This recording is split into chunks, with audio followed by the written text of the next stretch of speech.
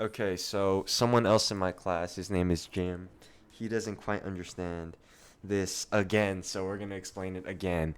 And it's like, how complicated can vectors really be? That's the Jim in my class. But anyways, what we're gonna do is, let's say we have a vector 3 newtons, 30 newtons east, and 10 newtons north. These are quite similar, by the way. Or this is quite drawn to scale because this looks 3 times bigger than that. And let's say we draw a hypotenuse. So the hypotenuse is always the magnitude. And this angle, if we use inverse sine, which gives us the angle of this, because opposite, or let's not use inverse sine, let's use inverse tangent, because we don't have to calculate the hypotenuse length. So opposite over adjacent, or 1 over 3. My calculator's right next to me, thank goodness. We'll do 1/3. It'll give us 18.43. So this angle length is 18.43. So yeah. So 18.4, 10, 30. Now, let's say we add another vector on top. And when we add another vector, it's not always going to be the same angle. The reason being that is if the other vector is like 40 and 20, now, wait, let me make it very exaggerated so you guys can see. If the other vector is 40 and 100, then this angle right here is not the same as this angle. And when we're talking about the resultant vector, or the sum of two vectors, so the vector of z is x plus y, the resultant vector is not this length plus this length. The resultant vector is the shortest distance, or Pythagorean's theorem. So I actually have a video on this on 1.8, so it would be this length. I actually have a video where we use the means of complements. So as you can see, this 40 can just be brought down here to do 70, and then the 100 plus 10 here to find 110. And then we find the hypotenuse here using Pythagorean's theorem. But the issue is not that. The issue is a little bit more complicated because my teacher wants us to use a different method. And by the way, I hate this method. Like, I spent like 2 hours. I don't even have a protractor at home. I'm a science guy and I don't have a protractor at home. That's kind of crazy. I'm a math guy. I don't even have a ruler at home. I mean, I'm sure I could find one. But the way he wants us to do it is he wants us to find 3 and 4, let's say, a vector of 3. Let's do 30 and 40. And then here would be 50 using Pythagorean's theorem. The way he wants to do it is to calculate this angle. And then he wants us to calculate another vector. So let's say this is vector x and this is vector y. He wants, and this is 30 and like 10. He wants us to draw this out on a scale.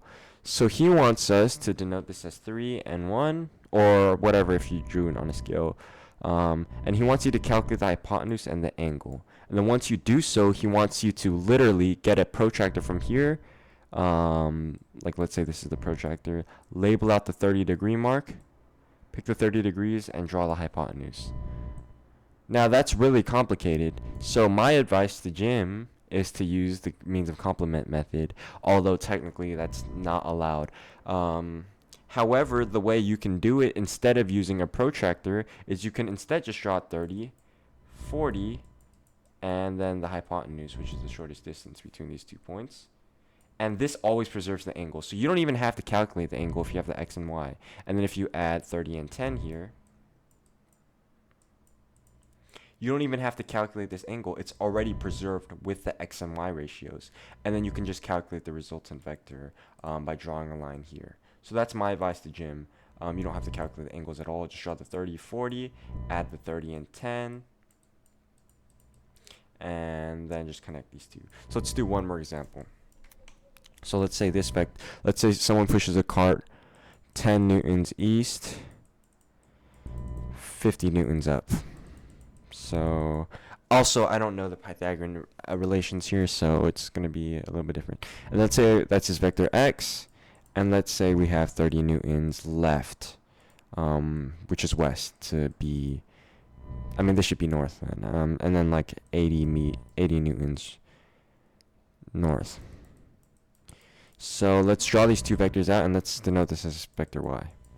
So if the question asks what is vector z, which is x plus y, here's how we can do it. So how my teacher wants us to do is first 30 newtons west, never eat soggy waffles, this way 30 newtons, so it's a negative 30 technically, and 80 newtons north, boom. That's not accurate at all, it should be way longer actually. So 80, and then he wants us to calculate this angle here, and then add it using that calculated angle. So if we do the inverse tangent function, which is the best thing here because you don't have to convert it to hypotenuse, 80. Also, I'm gonna ignore the negative here. This angle is 69 degrees, 69.4. So this one is 50 newtons up or 50 newtons north. So 50 and then 10 here. And then this angle right here is going to be, I don't know what it's going to be. Actually, that's this one. This is going to be 10 divided by 50. 11.3. And basically how my teacher wants us to do is he wants us to calculate the hypotenuse by scaling this down or finding a ruler that has 50 inches, drawing this 10 inches, which preserves this angle right here. Find the hypotenuse, and then what he wants to do is he wants us to write it in terms of magnitude and direction. So if we do the Pythagorean theorem here, which is 10 squared root 10 squared plus 50 squared, we get 50.99. So this is a magnitude 50.99 at a direction of 11.3 degrees from the south. From the south, yes. So he wants us to literally get a protractor, find the 11.3 degree mark, so it could be like right there, measure out 50.99, or if you're doing a scale, do 5.099 if you divide it by 10. And then he wants us to use this, and since it's 69.4, he wants us to come here, use the protractor again, find 69.4 degrees, and draw this hypotenuse again. So if it goes like right there, we then calculate the resultant vector, which is straight up. But instead, my recommendation is to use the means of, not use the means of complements yet, because we haven't learned that yet, but we can just do 10 newtons east, 50 newtons up, 30 newtons left, it appears like, so it's going to be like right there, and 80 newtons up. So let me move this a little bit down here actually.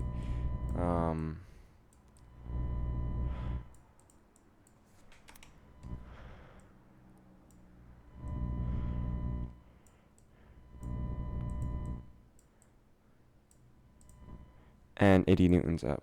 So I don't know, that's probably not 80. And then you could just calculate the length here. And all the angles are preserved because you used the ratio lengths. So that's my advice to Jim.